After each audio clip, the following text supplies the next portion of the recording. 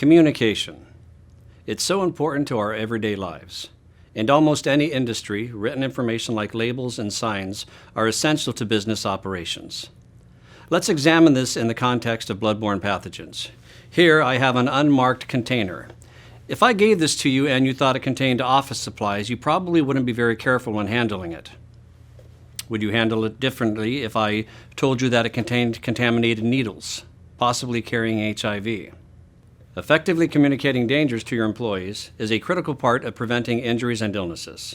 In this section, we'll discuss proper labeling and signage. Paragraph G of the standard says that labels must be placed on regulated waste, refrigerators, or freezers that are used to store blood or other potentially infectious materials. This requirement extends to labeling all containers that are used to store, dispose of, transport, or ship blood or other potentially infectious materials. The purpose of this rule is to alert employees to possible exposures, since the kind of material inside containers is not obvious without labels. Here is an example of an approved label. The standard requires that labels be fluorescent orange or orange red, or mostly so, with the letters and biohazard symbol in a contrasting color. It's important to attach the labels as close to the container as possible and in a way that it won't fall off or be accidentally removed. If you have equipment that is contaminated, remember to label it and also include a statement identifying which parts are contaminated.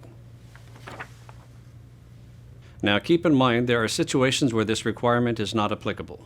For instance, you can use red containers and bags instead of labels. In the next few slides, we'll list out all of these exemptions.